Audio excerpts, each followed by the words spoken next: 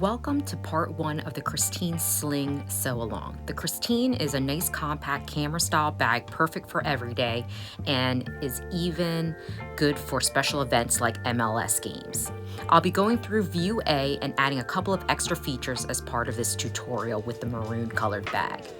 But I will also use this black and natural colored bag to demo all of the piping. So grab your supplies and we will get started.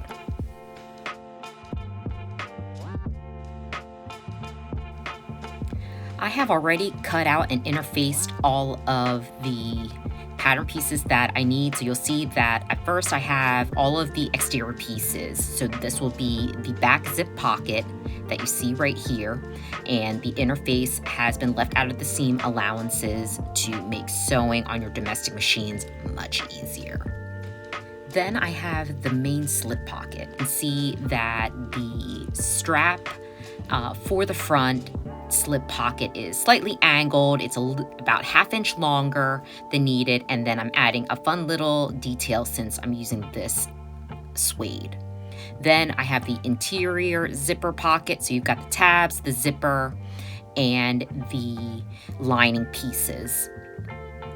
You can see these are all interfaced as well, with the inside pocket being 100% interface. Then there is the interior slip pocket. So again, everything has been interfaced and is ready to go. I like to keep these all together so it makes it easier later. Then we have the top gusset pieces with the zipper to go with the top gusset. Then the bottom gusset, and then the side D-ring tabs. We have all of the strap fabric right here and the tabs for the straps. Of course, you gotta have all that good bias tape, which I made beforehand, and I have the hardware kit, which you can find in my shop. I'm using the brushed brass finish to go with my fabric.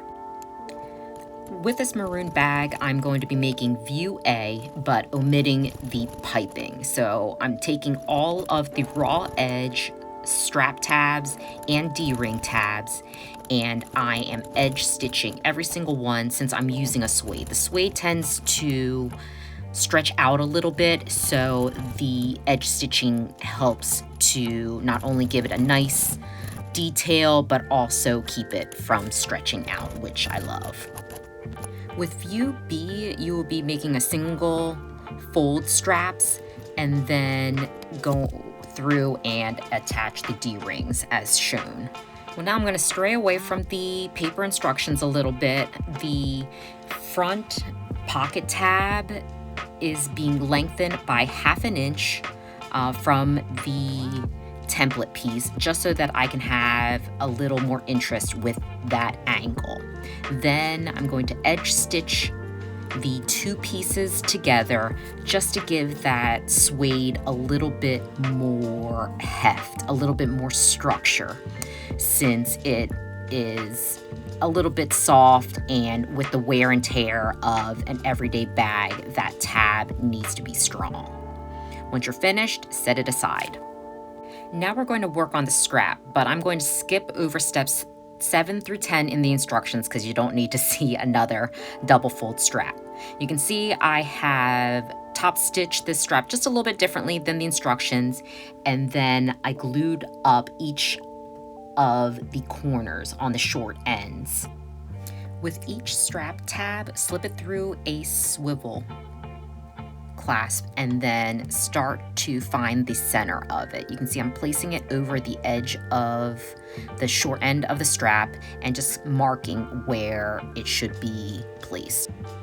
Then I'm going to take my favorite fabric glue and just add a thin layer on only 1/2 of that strap tab. I like to work with 1/2 at a time just to make sure that that tab is placed as accurately on top of each other when folded as possible, since we're going to sew through all of those layers later. I'm just adding a little extra glue just to make sure those raw edges are covered. If you haven't marked the rivet placements like I have, do so right now, and then I'm going to punch right through the fabric and the tab so that you get holes, and this will help to get everything even again on the other side. It's all about trying to get things as nicely aligned as possible. So I can then go through the second side, mark that, punch it through, and then add the glue as shown. And this will help align that tab as close to perfection as possible. Then I'm going to grab an awl just to make sure that the rivet placement holes are aligned and clip into place to dry. I'm going to go ahead and sew the seam from rivet hole to rivet hole and then attach those rivets.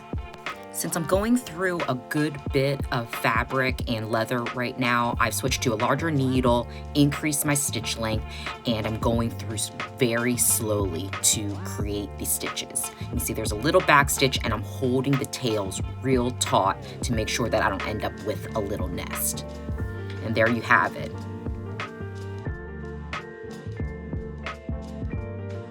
You can now see that the stitches have been made in the maroon version with the rivets already attached.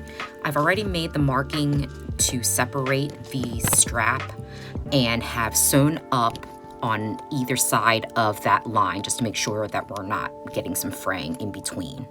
Now I am just taking the third D-ring tab and placing it underneath the folds of the short end of the strap just to make sure I have the correct placement.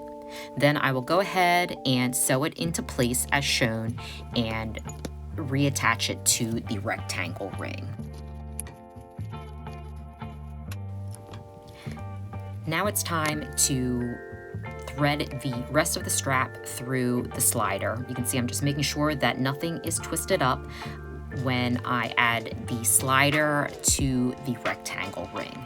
Now, I like the method where the strap is completely smooth against my body, so this raw edge is folded up and around the slider where it is hidden in between the folded strap.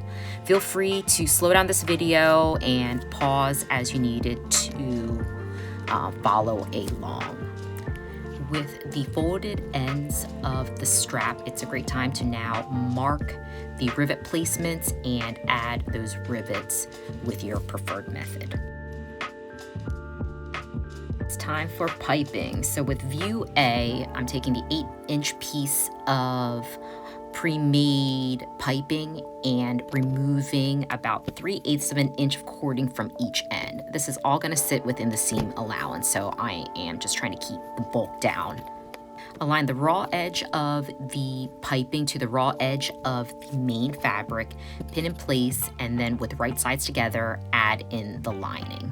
I kind of do a pin and clip method just to make sure that everything is in place with so much bulk.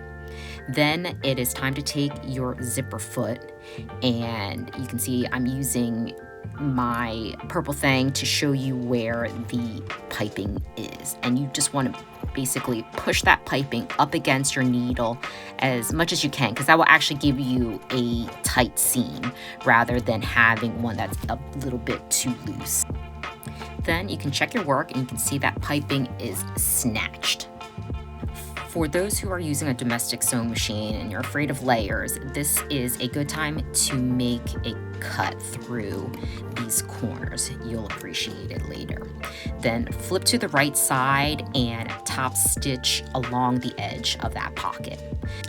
Now it's time to work on the maroon bag. Remember the intro with that little bit of suede trim? I'm going to add it right here by making the slip pocket as instructed. You want to press it through, clip those corners just to reduce that bulk again, and now we are going to base the pocket all the way together. Time to grab that little piece of suede. It is approximately 3/8 of an inch wide by the length of the pocket opening. So just add a little bit of glue and then add it right on top of the pocket fold. Allow that to dry, and then you can carefully edge stitch this on top.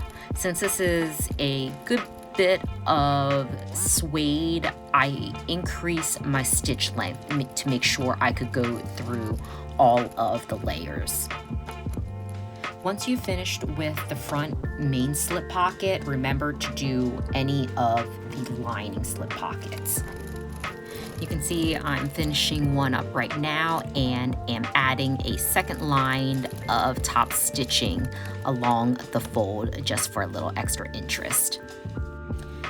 Matching notches, place the main slip pocket on the main front and the same with the lining slip pockets. Then take your templates to mark where all of the snaps are going to go. With your punch plier, go ahead and punch out all of the holes for your hardware and also for the front main pocket as well. Here I'm using the fashion spring snaps that come with my hardware kit, and I'm adding the female snap to the front tab, and then the male snap will go toward the back. So same, the female is going to go on the front lining slip pocket with the male side going against the main lining.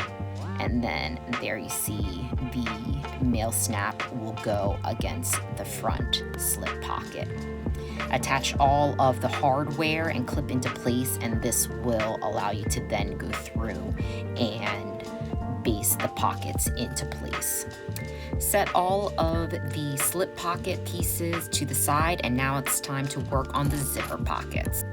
If you haven't done so already, take the 7-inch zippers with the right sides facing up and sew on each side to make sure that the pulls will not fall off. Then take both of the zipper tabs and cut them in half for each side of the zipper opening. Then take the tabs with right sides together on each end of the zipper. Sew through with a 1/4-inch seam allowance and then repeat on the opposite end of the zipper. Flip the tabs wrong sides together and then top stitch along the folds of the tabs. Don't forget to clip out those corners to reduce bulk. At this point, you can trim the zipper with the zipper tabs to 8 inches in total length, or wait until later, like I did. Now with the zipper facing up, I like to use this 1/8 inch double-sided craft tape in order to make sure that my zippers are placed nice and straight. So I'm adding the tape on both sides of the zipper. Then with the zipper facing up, I'm removing the top part of the tape and making sure that I have the top part of the zipper pocket centered. You can see, again, I didn't trim the entire zipper to 8 inches yet, so I have a little bit of overhang. So you sandwich the top parts together, centering the tops, and you just press them right into that tape. And since I used a 1/8 inch tape, it is not going to hinder the needle at all or gunk it up. You can see I'm using my zipper foot, and once you are done, make sure that you press the tops with the wrong sides together. Then you go through and repeat the process with the bottom part of the zipper pocket. Make sure that you move the zipper pull out of the way so that your needle doesn't accidentally hit it. Again, fold the bottoms wrong sides together and press well. Now I'm going through and trimming up the tabs, cutting away those corners to reduce bulk. With the zipper pocket properly pressed, I will go through and then top stitch with my regular presser foot. This is about 1/8 of an inch away from the zipper. Make sure to repeat on both sides of that zipper.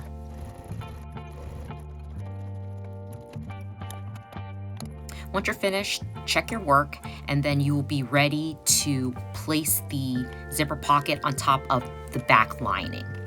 Now, when you place your pocket on top of the lining, you may have grown the piece a little bit. So make sure just to trim it off at the bottom. Once you trim it off, then just base the zipper pocket on top of its lining piece. Then you repeat the entire zipper pocket process with any lining pockets that you've chosen. With both the front and the back panels done, it's time to add piping. If this is not part of your project, go ahead and skip forward. Now, this time we are going to remove 1 inch out of the cord. This is because we are then going to fold the extra fabric of that piping down 1/2 inch. You can see I'm just finger pressing that fold into place and then lining up the raw edge with the bottom of the main panel. Continue to clip the piping all around the main panel, stretching out the piping, the bias tape of that piping around those corners. You want it to be as stretched out as much as possible. And if you're having a hard time, you can use scissors to clip in and spread out that fabric. Overlap the piping by about 1 inch and then start sewing about 1 inch or 2 from the start of the piping where you had cut out the cording and folded down the edge. Then carefully sew all the way around, getting as close to the cording as possible without actually sewing into it. You want to make sure that you have a really nice crisp look. Now, as you get closer to the end of your piping, you want to stop sewing, cut it right where it will meet the actual cording. Then you'll open it back up, use a little bit of glue, and that raw edge is going to nestle right inside so that you will have a nice clean finish to your piping. Once dry, continue on and make sure you use an awl to finish that sewing so it doesn't accidentally fold up. Repeat this with the other side of your Christine sling and continue on to part 2 of the sew along.